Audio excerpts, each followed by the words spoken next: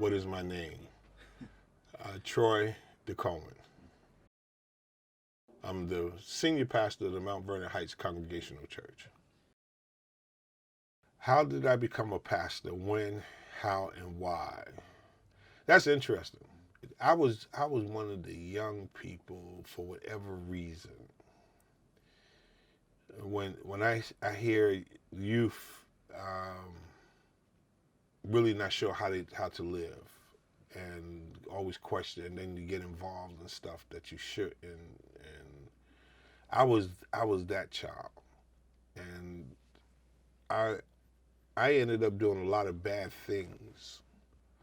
I sold drugs, did drugs, just drank. I did all that stuff, stole cars. I was in gangs from age 11. I just couldn't get my life right. Lost everything, didn't have nothing.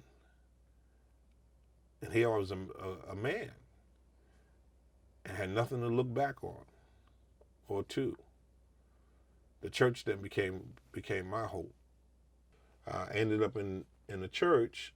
I had a young lady that I was dating at the time, and she was involved in my 20s.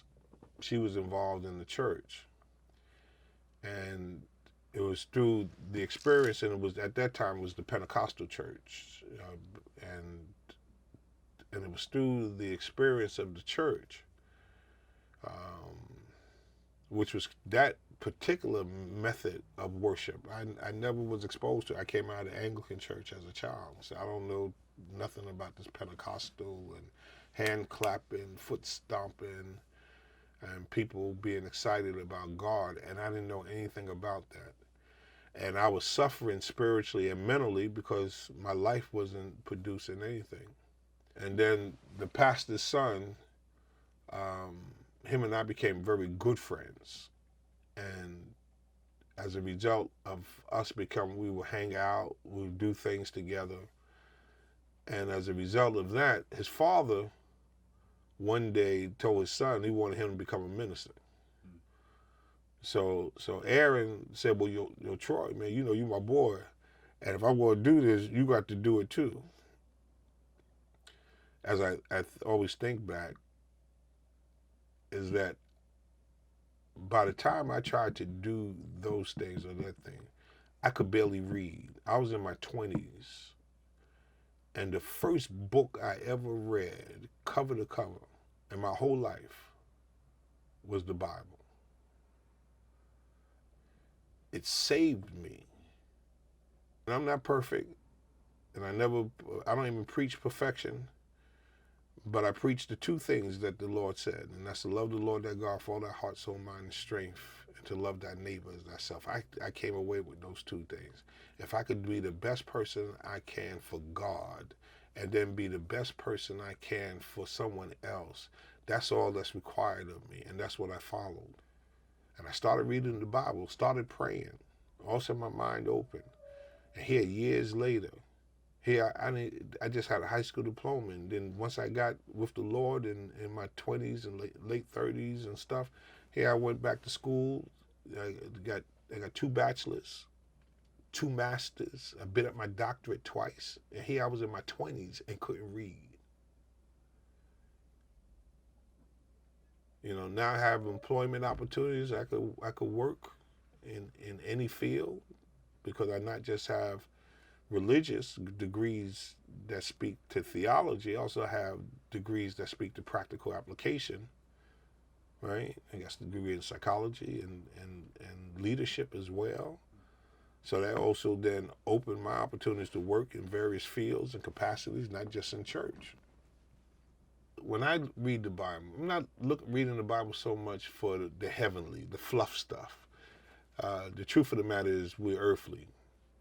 I live in the real world, right?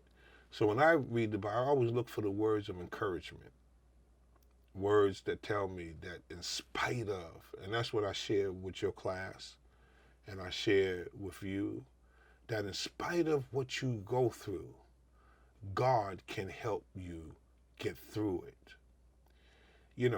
one of the things as young people, and when you're younger, life becomes very complex, and at times you could run into a lot of despair, hopelessness, depression, not sure which way you're going to go.